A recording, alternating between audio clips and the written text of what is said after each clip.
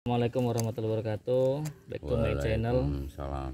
Alhamdulillah, ini kita lagi ada di kota Singaraja, kota Pulau Dewata, Bali. Nah, kebetulan lagi silaturahmi kemari ketemu dengan Mbah Kung. Nggih. Assalamualaikum Mbah Kung. Bambang, ya. Ya, di kediamannya Pak Bambang.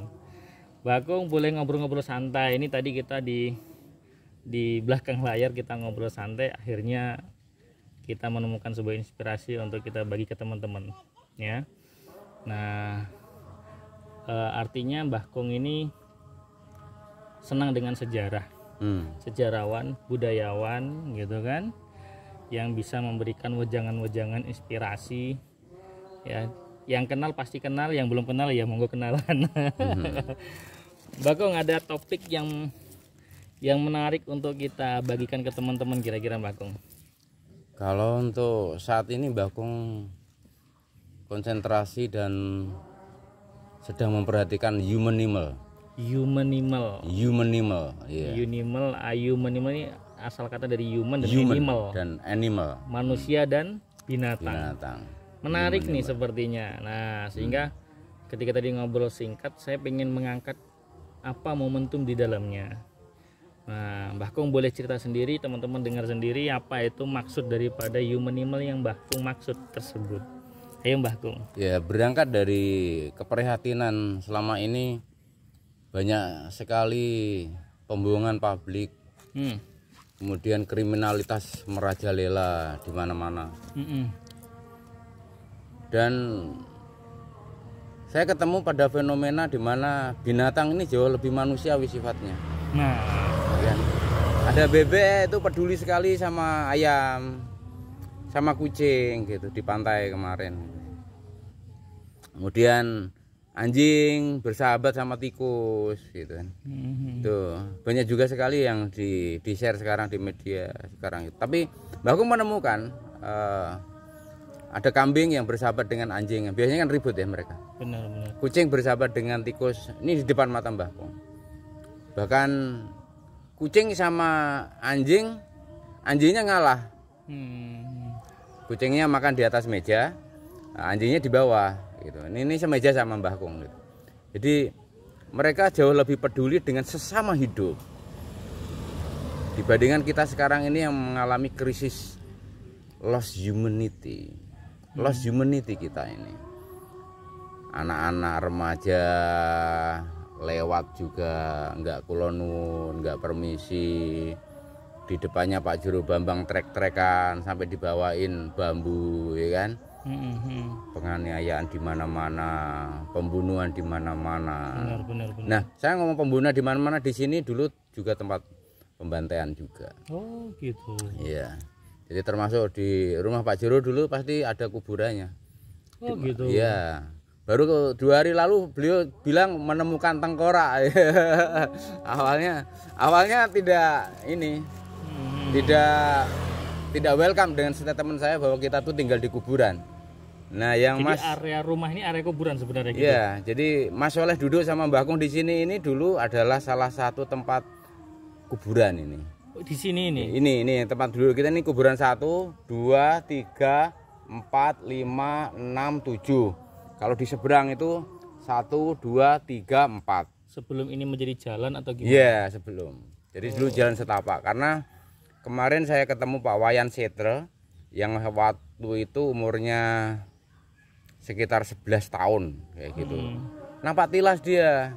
Karena habis peristiwa pembantaian itu beliau dibawa orang tuanya ke Denpasar. Nah gitu. Akhirnya pertanyaan dan pergumulan Mbah Kung akhirnya terjawab. Nah, bahwa sifat manusia lebih buruk dibandingkan hewan sekarang ya. Sekarang ini. Jadi ada krisis humanity, krisis human, bahwa kita ini kurang peduli terhadap sesama hidup. Ingat loh Mas Soleh, sesama hidup ini bukan hanya Mas Soleh sama Mbah Kung antar sesama manusia, tetapi bagaimana dengan sesama hidup, dengan tumbuhan, ya kan? Benar. Dengan aneka binatang dan sebagainya. Kita ini sewiyah-wiyah. Ini lihat ini banyak ditebangin tuh, itu pohon besar sekali dirubuhin tuh. Itu pohonnya berdiri di samping kanan pura, ditebang pakai kampak gitu kan. Akhirnya hanyut kan. Itu sampai depan situ. Seperti ditunjukin ya, bayangkan juga. Ya itu enggak kebetulan tapi kenyataannya seperti itu. Bahwa bagaimana kita sekarang ini membangkitkan pribadi-pribadi sejati agar menjadi manusia sejati kembali gitu. Jadi yang seperti ajaran leluhur kita harus weruh sariro, harus weruh ing panuju, sehingga kita tuh tidak lost humanity.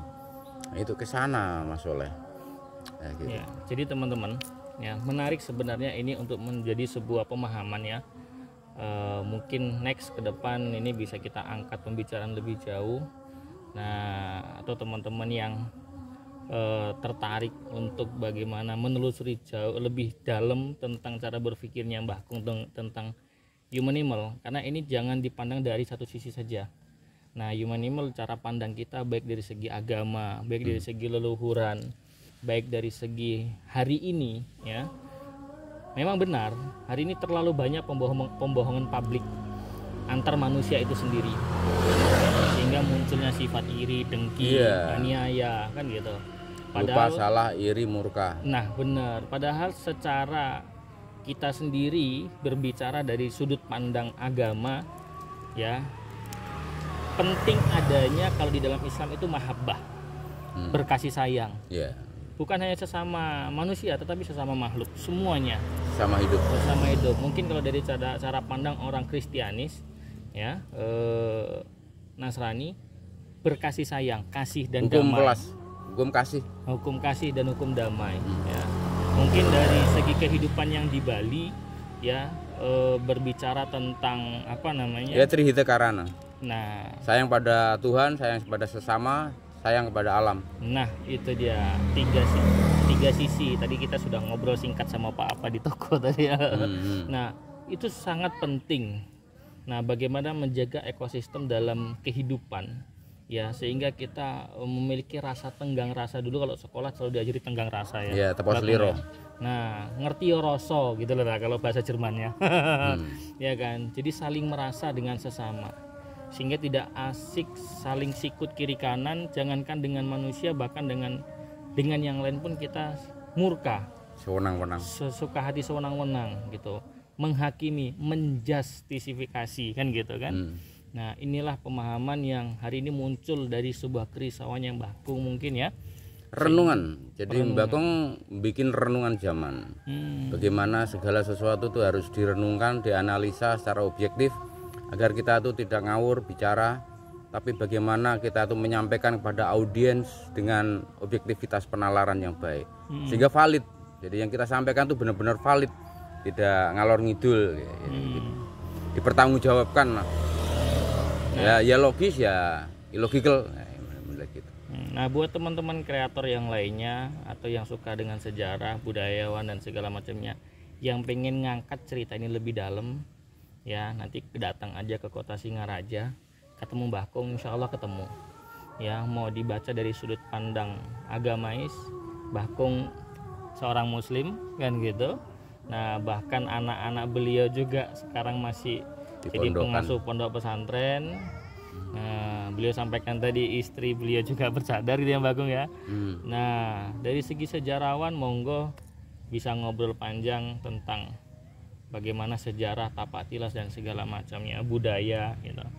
Artinya sekarang kita jadi manusia yang multitalenta, menjadi manusia yang universal ya, sehingga kita bisa menciptakan setiap sisi kedamaian dimanapun kita berada. Harmoni. Disharmony forget it. Nah benar. Sepertinya sangat singkat nih ngobrol kita, ya kan. Mudah-mudahan nanti ada lain waktu kita bisa sampaikan sambung lagi ngobrol yang lebih intens ya, yang lebih dalam.